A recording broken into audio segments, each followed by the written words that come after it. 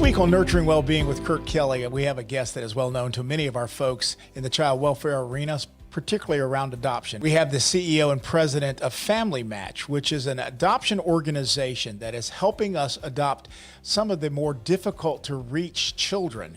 And just a wonderful process that they have.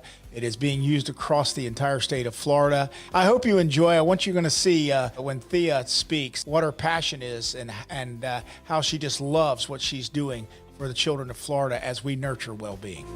Let me tell you, we met together for the first time about 3 or 4 years ago at a Selfless Love event. That's right. And you were there. They were rolling out the program that has been your brainchild and Yes. that you've birthed here with Family Match. That's right. Because we're looking at National Awareness Adoption Month, we wanted to talk about the different technologies and the different ways that we go out there and help facilitate and get children from one area into permanency, into adoption. And so you have a very intriguing program that is going across the entire state of Florida and across the United States, hopefully. Hopefully. Yeah. And Thea, welcome. We're so glad that you came in today to talk with us about this. Tell us a little bit about Family Match. Yeah. So thank you, first of all, for having me. I'm so honored and so blessed to be here. And of course, it's thanks to Selfless Love Foundation for making it possible. They are our strategic partners in the state of Florida.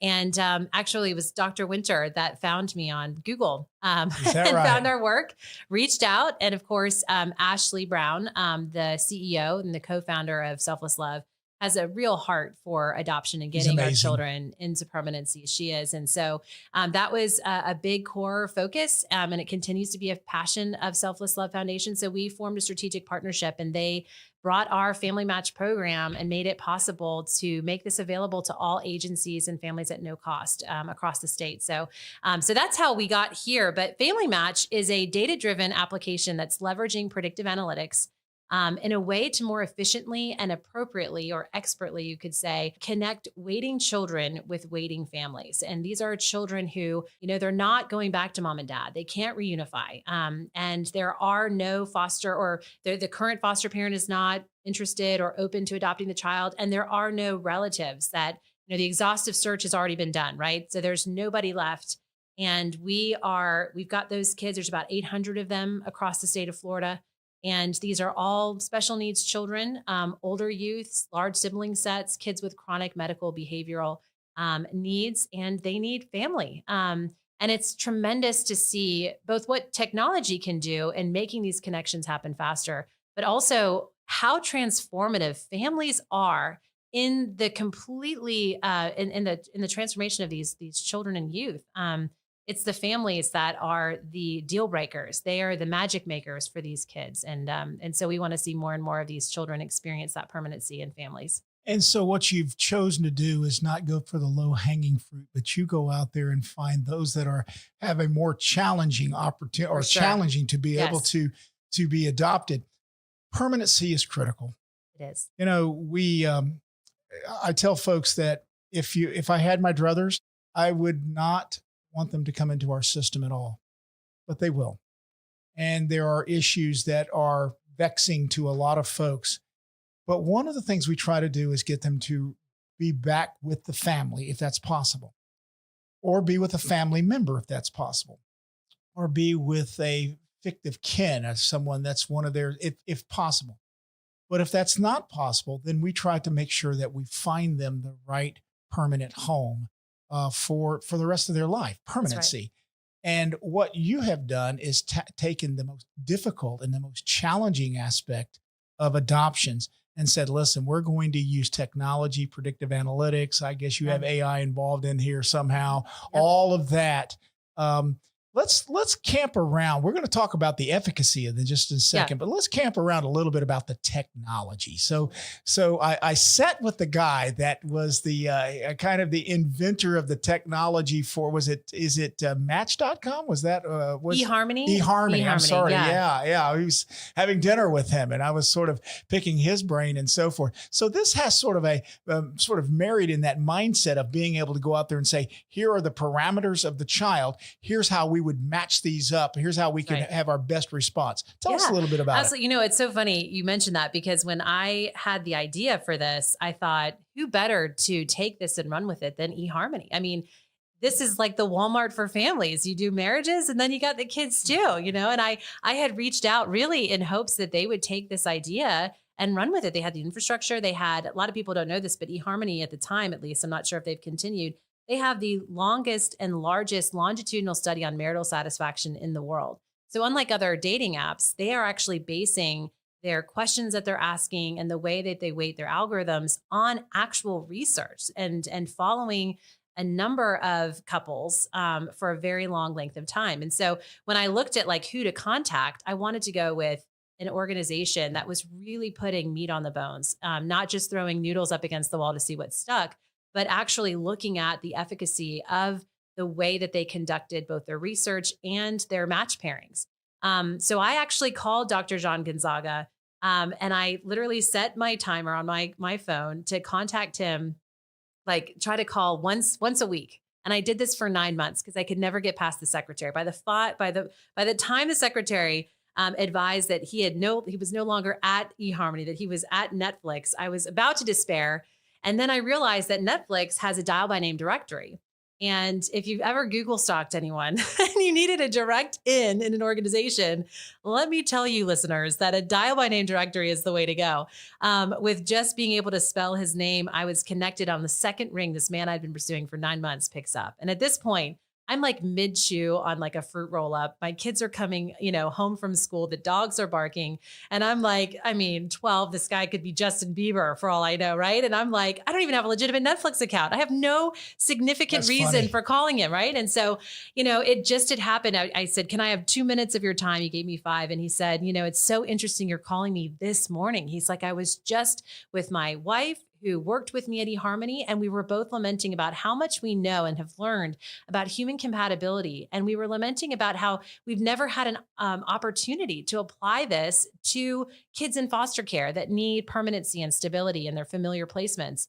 And the fact that you're calling me the morning after we had this very significant conversation, I would be honored to solve this problem. So, we literally have the brightest minds in the world that are behind not only the technology piece of it, the functionality of being able to actually the buttons and the pressing and the matching and all of that and the data architecture. But we also have the science behind to support the actual match recommendations that we're positing on Family Match. So to speak to a little bit about how it works, caseworkers enter the child on our application called Family Match, and they complete a 79 questions compatibility assessment that was co-authored by Jean Gonzaga and his partner Heather Zerchekian. It is based on over 250 peer-reviewed research articles that ever looked at any individual attribute in relationship to the success or failure of a foster adoptive placement. And so what we did is, in consultation with the extant literature available, we use that as the basis for the actual compatibility assessments that we're leveraging. And then the weightings that we've ascribed to the algorithm to suggest the likelihood of the family and child pairings that will have the statistically best chance of success. And again, as to your point, we have chosen not the low-hanging fruit, but the kids who've never even laid eyes on these families and these families that have never been there's no prior relationship. These are, by definition, the most impossible relationships on the planet.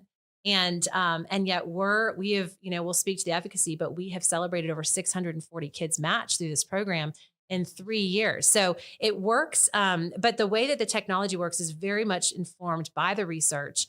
And over time, as those matches culminate into placements and those placements become finalized adoptions, we are doing a series of qualitative follow-up assessments to measure the quality of the match. So if I said that you were 72% match with this specific child, you said yes, the child ends up moving into your home at the time of placement.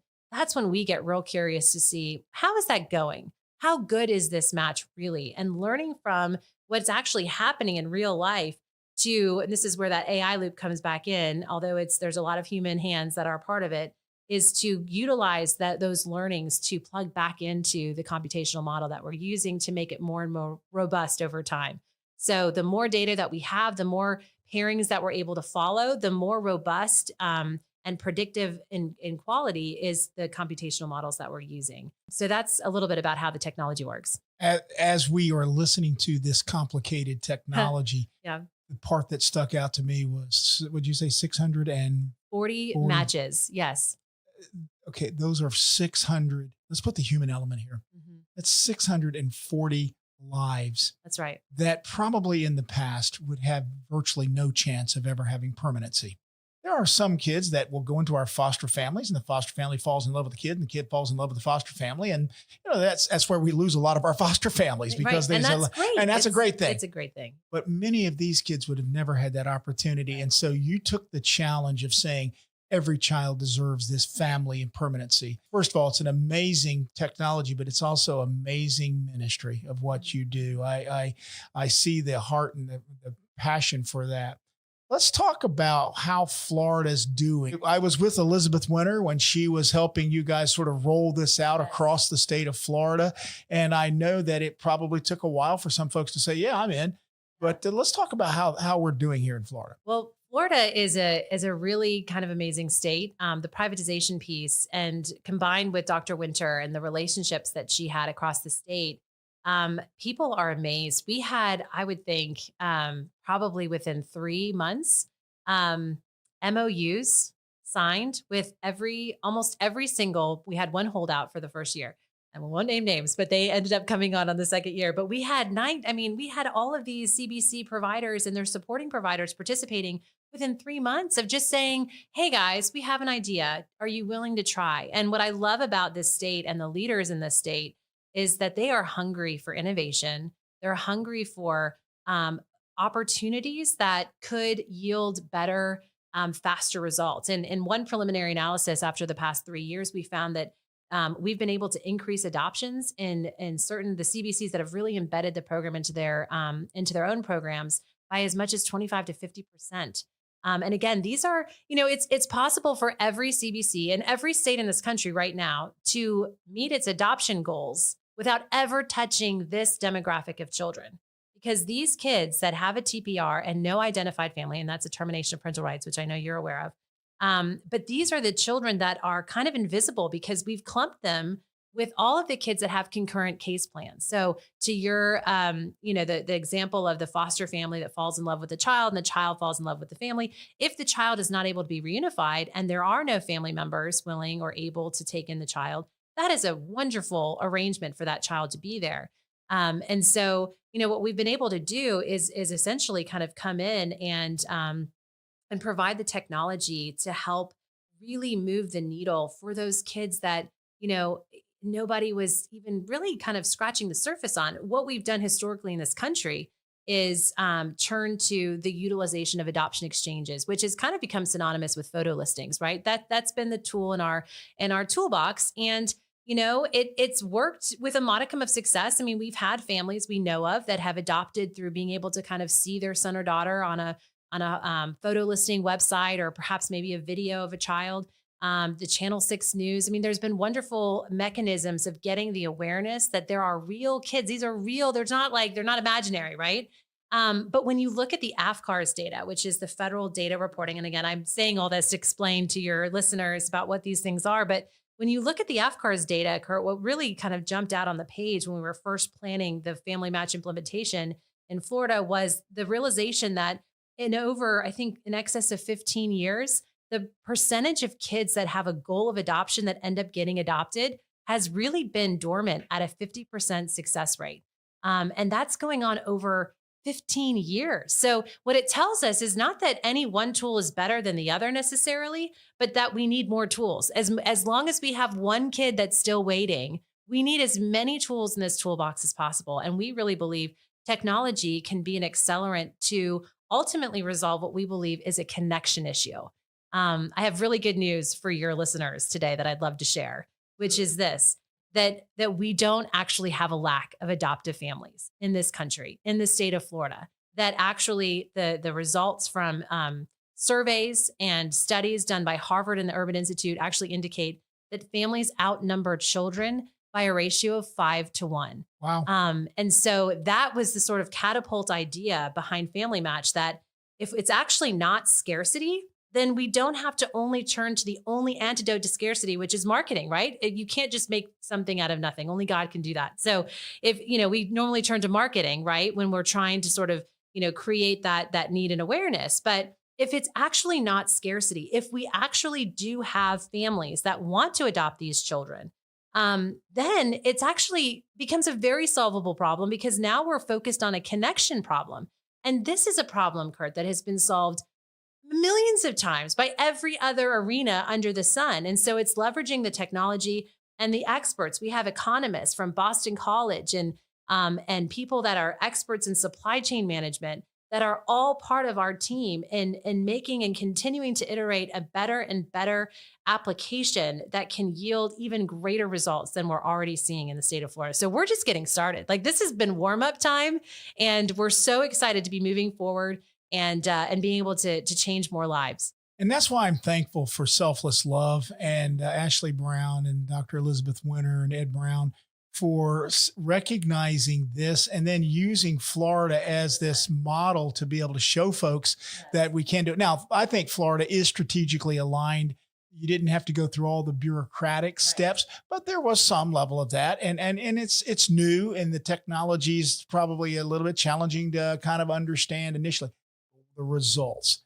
And once we start seeing those results, I heard you give a TED Talk. I guess it was a TED Talk out in Texas. Yep. And I thought to myself, this is going to blow up. This is going to go across the nation.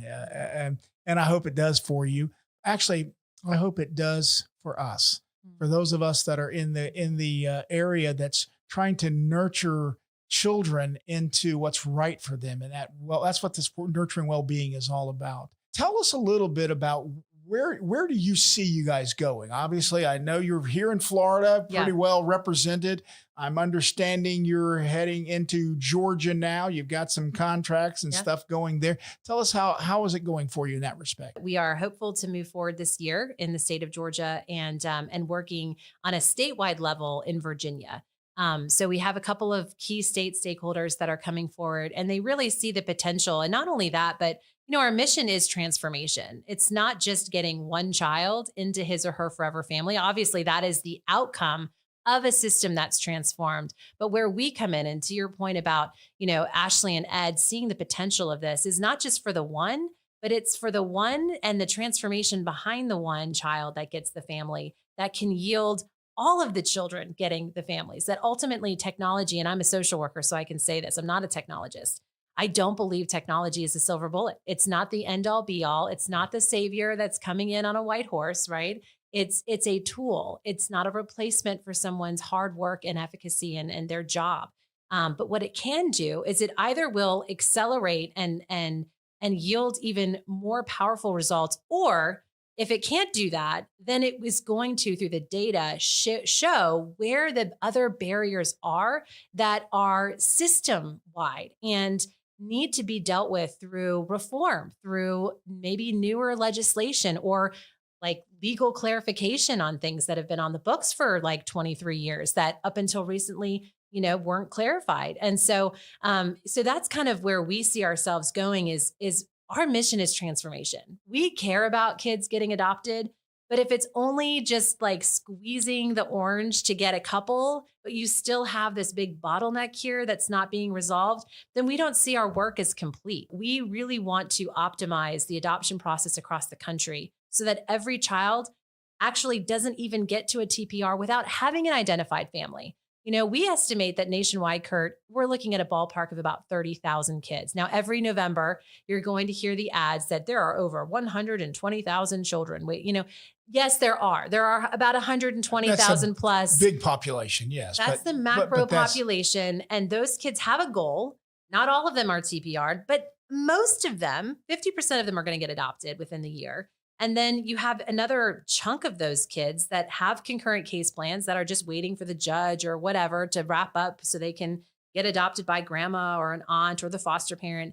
So the universe, and because we have such poor data and these children are so invisible within our systems of care and the way we do data analysis around them, we estimate there's about 30,000 kids. When you look at the top of the funnel and the families trying to get in to do the home study and adopt these kids, That is at minimum a conservative estimate of about 240,000 Americans that are phoning their local agency every year, wanting to adopt children out of our systems of care.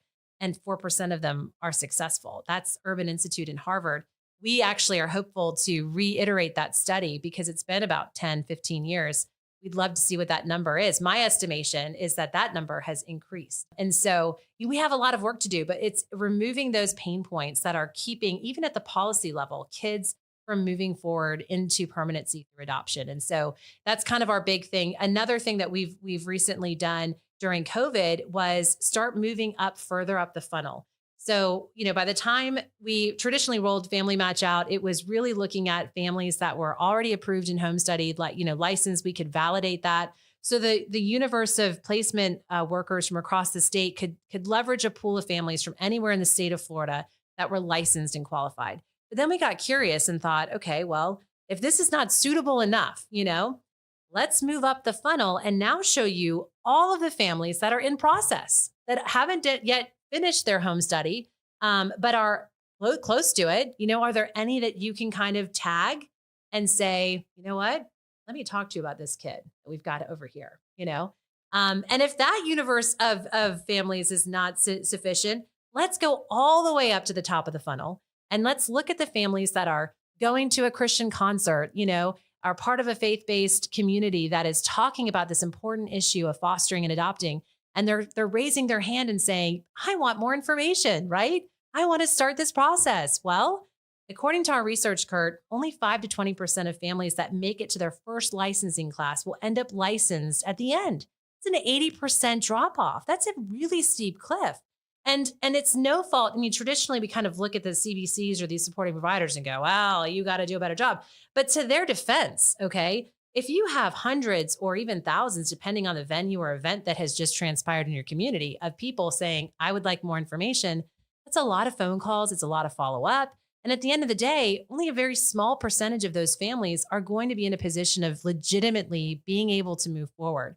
So what we did is we actually took our tool and we moved it further up the process so that we can, as families, from the moment they raise their hand to say, I'm interested in becoming a foster or adoptive family, we can take their compatibility assessments. We have a readiness assessment. We have a criminal attestation that they can claim. We allow them to take through our partner traumafreeworld.org a 70-minute overview of trauma-informed care. So we essentially qualify these leads in a way. The kids are already on the system. So now as a worker, if I'm not satisfied with the universe of families that are already approved and licensed or the universe of families that are in process, I can now look at the very front of this funnel and say, all right, I know we only have 35 seats in this next training cohort, but save me 5 because I have 5 families out in the parking lot, right? Yeah. That are open to the kids specifically. I'm going to go out there and grab those. I'm going to roll out the red carpet. I'm going to recruit them. Thank you. Come. Yeah. Thank you. That's exactly right. We're going to roll out all the stops because we have a child that they have already seemed to indicate an interest about being able to meet the needs of.